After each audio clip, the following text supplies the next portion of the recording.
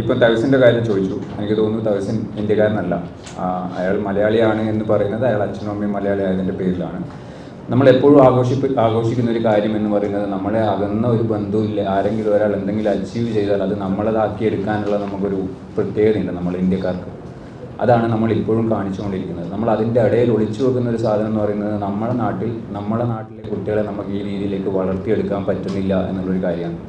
നമ്മൾ എപ്പോഴും പറയുന്നതാണ് നമുക്ക് ഫിറ്റ്നസ് ഇല്ല, അല്ലെങ്കിൽ നമ്മൾ മോശമാണ്, നമ്മുടെ ശാരീരിക ക്ഷമത മോശമാണ് എന്നുള്ള രീതിയിൽ നമ്മൾ എപ്പോഴും പറയുന്ന കാര്യമാണ്. പക്ഷേ അതല്ല എന്ന് തെളിയിക്കുന്നതാണ് ഈ പറയുന്ന തഹസിൻ അടക്കമുള്ള ആൾക്കാർ. കാരണം നമ്മളെ ജീനാണ്, നമ്മളെ ആൾക്കാരാണ്. തഹസിൻ ആദ്യത്തെ ഒരാളല്ല ഇന്ത്യൻ വംശജനായിട്ട് കളിക്കുന്നത്.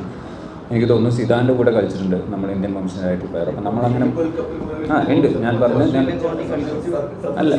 ഓസ്ട്രേലിയയിലുണ്ട്, ന്യൂസിലൻഡിലുണ്ട്, അങ്ങനെ പല ടീമിലുണ്ട്. ഞാൻ പറഞ്ഞു വരുന്നത് ഇത്രയേ ഉള്ളൂ. നമ്മൾ ഇന്ത്യൻ വംശജരായിട്ടുള്ള ആൾക്കാർ ഇതിന് മുന്നേ നമുക്ക് കളിച്ചിട്ടുണ്ട്. ഇപ്പോൾ മലയാളി വംശജൻ ഒന്ന് കളിക്കുന്നു എന്നുള്ളതാണ് ഇപ്പോഴത്തെ പ്രത്യേകത. പക്ഷേ നിങ്ങളെല്ലാവരും ചോദിക്കുന്നത് മലയാളിയല്ലേ എന്നുള്ളതാണ്.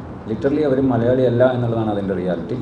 ഇതിൻ്റെ ഇടയിൽ എന്താണ് ഇത് പറയാൻ കാരണം എന്ന് വെച്ചാൽ, നമ്മൾ ഇതിൻ്റെ ഇടയിൽ ഇതിനെക്കാട്ടും ടാലൻറ്റഡ് ഉള്ള പ്ലേയേഴ്സ് നമ്മുടെ നാട്ടിലുണ്ടായിട്ട് അവരെ ആരെയും നമ്മൾ കാണാനോ അല്ലെങ്കിൽ വളർത്തിയെടുക്കാനോ നമ്മൾ ശ്രമിക്കുന്നില്ല എന്നുള്ള കാര്യം നിങ്ങൾ മനഃപൂർവ്വം മറന്നു പോവുകയാണ്.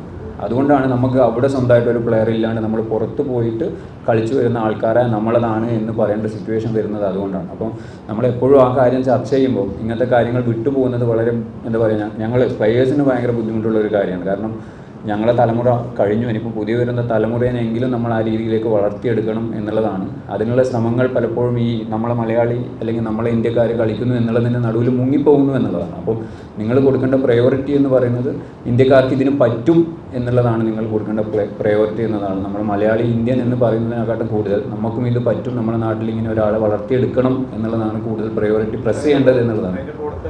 ഇത് സത്യം പറഞ്ഞാൽ എല്ലാം അറിഞ്ഞില്ല എന്ന് കാണിക്കുന്നതാണെങ്കിൽ നമുക്കൊന്നും ചെയ്യാൻ പറ്റില്ല എന്നുള്ളതാണ്. കാരണം India is A pool of talent. അത് നമ്മൾ ഇന്ത്യയിൽ അങ്ങോളം ഇങ്ങോളം നമുക്ക് നടന്നു കഴിഞ്ഞാൽ മനസ്സിലാവും ഇന്ത്യയിൽ ഈ പറയുന്ന സാധനങ്ങളുണ്ട് എന്നുള്ളത്. പക്ഷേ അത് അവരെ നോക്കാനോ വളർത്തിയെടുക്കാനോ പറ്റുന്ന ഒരു സാഹചര്യം ഇന്ത്യയിലുണ്ടോ എന്നുള്ളതാണ്. അത് ആരാ ഉണ്ടാക്കേണ്ടത് എന്നുള്ളതാണ് ചോദ്യം. അതിന് ഉത്തരം നിങ്ങൾക്ക് എല്ലാവർക്കും അറിയാം. അത് ആരാ ഉണ്ടാക്കേണ്ടത് എന്നുള്ളത് നിങ്ങൾക്ക് എല്ലാവർക്കും അറിയാം. ഇപ്പോൾ സുനിൽ കഴിഞ്ഞ വീക്കിൽ ഒരു ഇൻ്റർവ്യൂ കൊടുത്തിട്ടുണ്ട് സുനിൽ. അതായത് ഇവിടെ എന്താ പറയുക, നമുക്കൊരു പ്ലെയറിനെ ഉണ്ടാക്കാൻ പറ്റുന്ന ഒരു സിറ്റുവേഷൻ നമ്മുടെ നാട്ടിലില്ല എന്നുള്ളത് വളരെ കൃത്യമായി അദ്ദേഹം പറഞ്ഞു വെച്ചിട്ടുണ്ട്. അത് തന്നെയാണ് ഞങ്ങൾക്ക് എല്ലാവർക്കും പറയാനുള്ളത്. അതായത് ഇപ്പം നിങ്ങൾ പറഞ്ഞ പോലെ 1.5 ലക്ഷം ജനസംഖ്യ, നമ്മൾ വാസ്റ്റ് പോപ്പുലേഷനാണ്. അറൗണ്ട് 1.5 ബില്യൺ നമുക്ക് ആൾക്കാരുണ്ട്.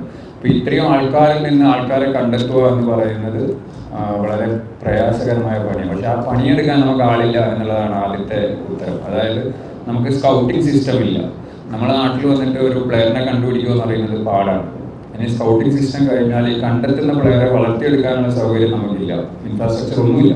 അപ്പോൾ നമ്മൾ മെസ്സിനെ വരുന്നതിനെ കുറിച്ച് പറയുന്നില്ല. നമ്മുടെ നാട്ടിൽ മെസ്സിക്ക് വന്നാൽ കളിക്കാനുള്ള ഗ്രൗണ്ട് നമ്മുടെ നാട്ടിലില്ല, അതിനുള്ള സൗകര്യങ്ങളില്ല. ഇപ്പം എനിക്ക് തോന്നുന്നു കഴിഞ്ഞ ഒരു മാസം ചെന്നൈയിൽ ഞാൻ കളിച്ച ഗ്രൗണ്ടാണ് ജവഹർ സ്റ്റേഡിയം ചെന്നൈ. എനിക്ക് തോന്നുന്നു റാഫ് സ്റ്റേഡിയം ഹോം ഗ്രൗണ്ട് ആയിരുന്നു ഒരു കാലത്ത് ചെന്നൈയിൽ കളിക്കുമ്പോൾ. ആ ഗ്രൗണ്ടിൽ ഇളയരാജ സാറിൻ്റെ ഒരു പ്രോഗ്രാം ഉണ്ടായിരുന്നു. അതിനുശേഷം ആ ഗ്രൗണ്ടിൽ കളിക്കാൻ പറ്റില്ല. ആ രീതിയിൽ വളരെ മോശം സിറ്റുവേഷനിലാണ് ചെന്നൈയിലെ ഗ്രൗണ്ടുള്ളത്. അതായത് നമ്മൾ ഗ്രൗണ്ട് ട്രീറ്റ് ചെയ്യുന്ന രീതിയാണ്. ഇപ്പം അങ്ങനെയല്ല, മുന്നേ അങ്ങനെയാണ്. അതെ, ഈ കൊച്ചിയിലെ സ്റ്റേഡിയം നമ്മൾ പ്രശ്നങ്ങൾ നിന്നിട്ടാണ് അത് ഈ പറയുന്നത്. അതായത് നമ്മുടെ ഗ്രൗണ്ടിലുള്ള പ്രയോറിറ്റി എന്ന് പറയുന്നത് കളിക്കുന്നതിനെക്കാട്ടും കൂടുതൽ മറ്റ് പലതിനാണ്. ഇപ്പം കൊച്ചിയിലെ ഒരു കാര്യം മറ്റേ GCA നാഷണൽ ടീം വന്നപ്പോഴുള്ള ഒരു കാര്യം നമുക്ക് എടുത്ത് പറയാൻ പറ്റുന്ന ഒരു കാര്യമാണ്. അതായത് നാഷണൽ ടീമിനടക്കം ഫീസ് അടച്ചാൽ മാത്രമേ ഗ്രൗണ്ടിലേക്ക് ഇറങ്ങാൻ പറ്റൂ എന്നുള്ളൊരു സിറ്റുവേഷൻ വന്നത് നമുക്ക് കാണാം. അങ്ങനെ നമ്മുടെ ഗ്രൗണ്ടിലുള്ള പ്രയോറിറ്റി കളിയല്ല എന്നുള്ളതാണ്. അങ്ങനെയുള്ള ഒരു നാട്ടിൽ വന്നിട്ട് നമുക്ക് ഇന്ത്യൻ പ്ലെയറിനെ ഉണ്ടാക്കണം അല്ലെങ്കിൽ വേൾഡ് കപ്പ് കളിക്കണം എന്ന് പറയുന്നത് ഒരിക്കലും നടക്കാത്ത ഒരു കാര്യമാണ്. അതായത് നമ്മുടെ കായിക സംസ്കാരം അതിന് പറ്റുന്നതല്ല എന്നുള്ളതാണ്. അത് മാറ്റാനുള്ള പണി ആരും എടുക്കുന്നില്ല എന്നുള്ളതാണ് അതിൻ്റെ റിയാലിറ്റി.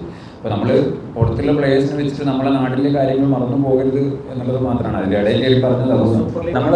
നമ്മളത് എപ്പോഴും പറഞ്ഞിട്ടുള്ള കാര്യമാണ്. ഇപ്പം ഇനി BCCIൻ്റെ കാര്യം എടുക്കുമ്പോൾ BCCI നമ്മുടെ ഗവൺമെൻറ്റിൻ്റെ അണ്ടറിൽ വരുന്നൊരു കാര്യമല്ല. BCCI ഒരു പ്രൈവറ്റ് ബോഡിയാണ്. നമ്മളൊരു നാഷണൽ ടീം എന്ന് പറയുന്നത് ഒരു പ്രൈവറ്റ് ബോഡിയിൽ അണ്ടറിലാണ് കളിക്കുന്നത്.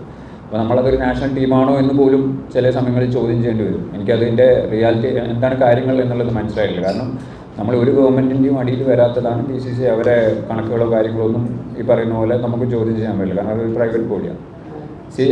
ഫുട്ബോൾ ഫെഡറേഷൻ അങ്ങനെയല്ല. ഫുട്ബോൾ ഫെഡറേഷൻ ഇതിൻ്റെ ഗവൺമെൻറ്റിൻ്റെ അണ്ടറിൽ വരുന്ന ഒരു ഫെഡറേഷനാണ്. അതിൻ്റെ തലപ്പത്തിലുള്ള ആൾക്കാർ പണ്ട് തൊട്ടേ പ്രശ്നമാണ്. അത് അവർക്ക് വേണ്ടാത്തത് കൊണ്ടാണ് ഇത് മുന്നോട്ട് പോകാത്തത് എന്നുള്ളത് നമുക്ക് എല്ലാവർക്കും അറിയാം. പക്ഷെ ഒന്നും ചെയ്യാൻ പറ്റില്ല എന്ന് പറഞ്ഞാൽ ഏറ്റവും ആദ്യം സംസാരിക്കേണ്ടത് നിങ്ങളാണെന്ന് വിചാരിക്കുന്ന ആൾക്കാരാണ്. അതായത് മീഡിയ ആണ്. കാരണം മീഡിയ ആണ് നമ്മളെ നാലാം തൂണ് എന്ന് പറയുന്ന ആൾക്കാർ. അവർ സംസാരിക്കാത്തിടത്തോളം കാലം അത് ഒരിക്കലും ചർച്ച ചെയ്യില്ല. ഇപ്പം നമ്മുടെ നാട്ടിൽ സ്പോർട്സ് അത്രയും വലിയൊരു കാര്യമാണെന്ന് നിങ്ങൾക്ക് ആർക്കെങ്കിലും തോന്നുന്നുണ്ടെങ്കിൽ അത് തെറ്റിദ്ധാരണ മാത്രമാണ്. കാരണം എന്താ വെച്ചാൽ നമ്മുടെ നാട്ടിൽ കേരളത്തിൽ ഇലക്ഷൻ കഴിഞ്ഞതാണ്. എല്ലാ പാർട്ടികളും നമ്മളെ പ്രകടന പത്രികകളുണ്ടായിരുന്നു. ഇതിലേതെങ്കിലും ഒരു പാർട്ടി നമ്മളെ സ്പോർട്സിനെ പറ്റി സംസാരിച്ചിട്ടുണ്ടോ?